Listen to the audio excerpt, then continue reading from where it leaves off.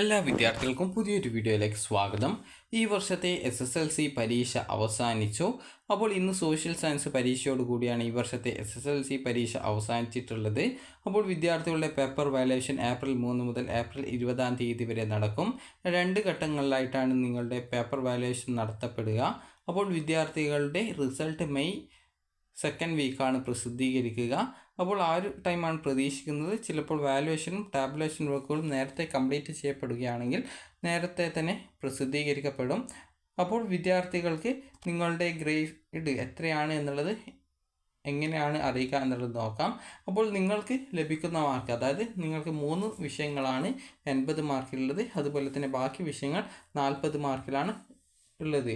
അതിൽ 20 mark CE ഉൾപ്പെടെ 80 മാർക്കുള്ള വിഷയങ്ങൾ ടോട്ടൽ 100-ലാണ് വരിക. അതുപോലെ തന്നെ 40 മാർക്കിൻ്റെ വിഷയങ്ങളിൽ 10 മാർക്ക് CE ഉൾപ്പെടെ 50 മാർക്കിലാണ് ആ ഒരു വിഷയം വരിക. അപ്പോൾ നിങ്ങൾക്ക് എത്ര ഗ്രേഡ് ലഭിക്കുമെന്നുള്ളത് എങ്ങനെ അറിയാം എന്നുള്ളത് നോക്കാം. അപ്പോൾ ആദ്യം തന്നെ നമുക്ക് 100 മാർക്കിൻ്റെ വിഷയം നോക്കാം. അപ്പോൾ നിങ്ങൾക്ക് ഒരു വിദ്യാർത്ഥിക്ക് 20 മാർക്ക് കിട്ടുന്നു CE എങ്കിൽ 80 മാർക്കിൽ ടോട്ടൽ 100 മാർക്കാണ് ആ ഒരു CE ഉൾപ്പെടെ വരിക.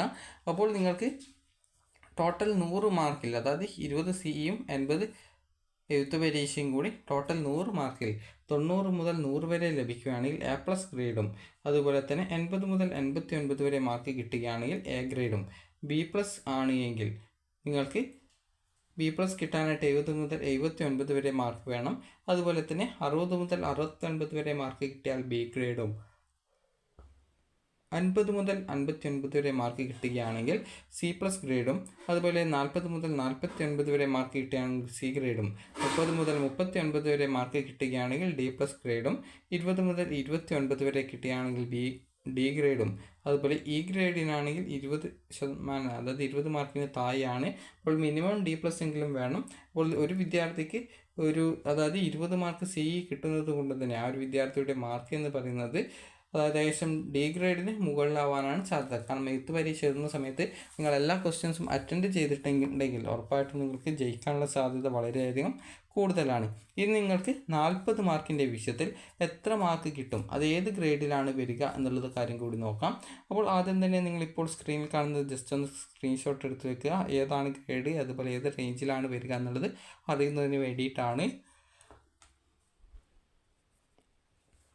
അപ്പോൾ നിങ്ങൾക്ക് 40 മാർക്കിൽ എത്ര മാർക്ക് കിട്ടും എന്നുള്ളത് നിങ്ങൾ കാൽക്കുലേഷൻ ചെയ്യുക. അപ്പോൾ നിങ്ങൾക്ക് ഒരു വിദ്യാർത്ഥിക്ക് ഇപ്പോൾ 30 മാർക്കാണ് കിട്ടുക എന്ന് കരുതുക. അതായത് ഇപ്പോൾ ഉദാഹരണത്തിന് ആ ഒരു വിദ്യാർത്ഥിക്ക് 30 മാർക്കാണ് കിട്ടുന്നത് എന്ന് കരുതുക. അപ്പോൾ ഇതിനോടൊപ്പം 10 മാർക്ക് CE കൂടി കൂട്ടുക. അപ്പോൾ കൂട്ടുന്ന സമയത്ത് 40 മാർക്കാണ് കിട്ടുക. അപ്പോൾ ഈ ഒരു 40നെ 2 കൊണ്ട് ഗുണിക്കുക, അതായത് 100ലേക്ക് കൺവേർട്ട് ചെയ്യാൻ വേണ്ടിയിട്ടാണ്. അപ്പോൾ ഇതിൽ നിങ്ങൾക്ക് ആ ഒരു ഗുണിക്കുന്ന സമയത്ത് 80 മാർക്ക് കിട്ടും. അപ്പോൾ 80 ഇതിൽ ഏത് റേഞ്ചിലാണ് വരിക എന്നുള്ളത് നോക്കുക. അതായത് ഇവിടെ നിങ്ങൾക്ക് റേഞ്ച് കാണാം, അപ്പോൾ ഇവിടെ റേഞ്ച് കാണാം. അപ്പോൾ അത് ഏത് റേഞ്ചിലാണ് വരിക എന്നുള്ളത് നോക്കാം. അപ്പോൾ 80 മുതൽ 89 വരെ A ഗ്രേഡാണ് വരിക. അപ്പോൾ ആ ഒരു വിദ്യാർത്ഥിക്ക് A ഗ്രേഡാണ് ലഭിക്കുക എന്നുള്ളത് നിങ്ങൾക്ക് മനസ്സിലാക്കാൻ സാധിക്കുന്നതാണ്. അപ്പോൾ ഇതേ രീതിയിൽ നിങ്ങൾക്ക് 40 മാർക്കിൽ എത്ര മാർക്ക് കിട്ടും, ആ ഒരു മാർക്കിനെ നിങ്ങൾ ചെയ്യേണ്ടത് 2 കൊണ്ട് ഗുണിച്ച ശേഷം അത് ഇതിൽ ഏത് റേഞ്ച്, അതായത് ആ ഒരു എത്ര മാർക്ക് കിട്ടും അതിനോടൊപ്പം 10 മാർക്ക് CE കൂട്ടിയ ശേഷം അതിനെ 2 കൊണ്ട് ഗുണിക്കുക. അങ്ങനെ എത്ര മാർക്ക് കിട്ടും അതാണ് നിങ്ങൾക്ക് ലഭിക്കുന്ന ഗ്രേഡ് എന്ന് പറയുന്നത്. അപ്പോൾ നിങ്ങൾക്ക് ഇപ്പോൾ SSLC പരീക്ഷയിൽ നിങ്ങൾ പരാജയപ്പെടുകയാണെങ്കിൽ നിങ്ങൾക്ക് ആ ഒരു പരാജയപ്പെട്ട എല്ലാ സബ്ജക്റ്റും പരീക്ഷ എഴുതുന്നതിനും, അതുപോലെ ജയിക്കുന്ന ഒരു വിദ്യാർത്ഥിക്ക് നിങ്ങൾക്ക് ഇഷ്ടപ്പെട്ട ഒരു വിഷയം ഇമ്പ്രൂവ്മെൻറ്റ് ചെയ്യുന്നതിനുള്ള സൗകര്യം ഉണ്ടായിരിക്കുന്നതാണ്. അതുപോലെ തന്നെ SSLC റിസൾട്ട് വന്നാൽ നിങ്ങൾക്ക് പ്രതീക്ഷിച്ച മാർക്ക് ലഭിച്ചിട്ടില്ലെങ്കിൽ നിങ്ങൾക്ക് റീവാലുവേഷൻ, സൂക്ഷ്മ പരിശോധന, ഫോട്ടോ കോപ്പി എന്നിവയ്ക്കുള്ള അപേക്ഷകൾ നിങ്ങളുടെ സ്കൂളിലെ പ്രിൻസിപ്പാൾ മുഖാന്തരം നൽകാവുന്നതാണ്. അപ്പോൾ വിദ്യാർത്ഥികൾക്ക് എല്ലാവർക്കും വിജയാശംസകൾ നേരുന്നു. അപ്പോൾ നിങ്ങൾക്ക് എത്ര മാർക്ക് ഇന്നത്തെ പരീക്ഷയിൽ ലഭിക്കുമെന്നുള്ളത് താഴെ കമൻറ്റ് ചെയ്യുക. അപ്പോൾ ഈ ഒരു വീഡിയോ നിങ്ങൾക്ക് ഉപകാരപ്രദമായിട്ടുണ്ടെങ്കിൽ ലൈക്ക് ചെയ്യുക, ഷെയർ ചെയ്യുക. Thank you for watching.